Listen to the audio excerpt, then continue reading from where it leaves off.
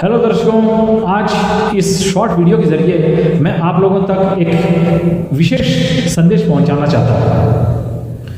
आप में से कई लोग एयर कंडीशनर के उपभोक्ता होंगे।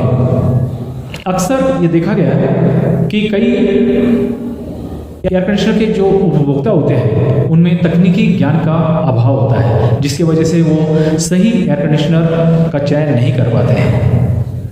और कई एयर कंडीशनर के जो उपभोक्ता जो होते हैं वो उसकी शीतलन क्षमता को उसके भार या वज़न के साथ कंपेयर करते हैं, जिसकी वजह से वो हमेशा भ्रमित रहते हैं।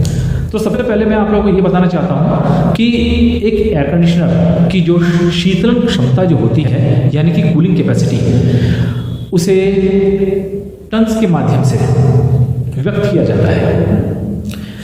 एक टन जो होता है एयर कंडीशनर के संदर्भ में, उसकी कूलिंग कैपेसिटी यानी शीतलन क्षमता होती है, लेकिन उसका भार नहीं होता, उसका वज़न नहीं होता है। तो कभी भी इस बात से आप भ्रमित ना रहें। दूसरी बात यह है कि आप जब एयर कंडीशनर जब खरीदने के लिए जाते हैं तो ये कैसे तय करते हैं कि उसका जो कैपेसिटी, कूलिंग कैपेसिटी यानी कि शीतलन क्षमता, वो 1 टन का ले, 1.5 टन का ले, 2 टन का ले या 3 टन का ले।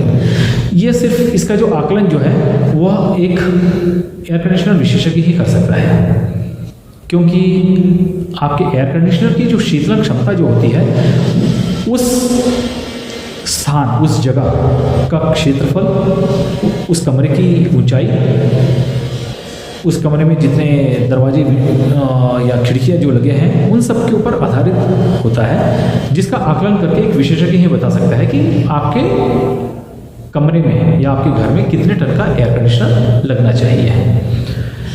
अब यहाँ पे मैं आपको एक और बात स्पष्ट करना चाहूँगा कि जब आप एयर कंडीशनर लेने के लिए जाते हैं तो कई सारे ब्रांड के एयर कंडीशनर्स पे उसकी जो कूलिंग कैपेसिटी यानी कि शीतलन क्षमता जो होती है वो टन्स में व्यक्त नहीं की जाती है, वो BTU पर आवर या किलो कैलोरीज पर आवर में व्यक्त की जाती है। तो 1 टन जो होता है वो 12,000 BTU पर आवर के बराबर होता है, और वही 1 टन जो होता है अगर उसे हम किलो कैलोरीज पर आवर में व्यक्त करें तो वो 3024 किलो कैलोरीज पर आवर के बराबर होता है। तो अगली बार जब भी एयर कंडीशनर आप लेने के लिए जाएं तो इन बातों का ध्यान रखें। शुक्रिया।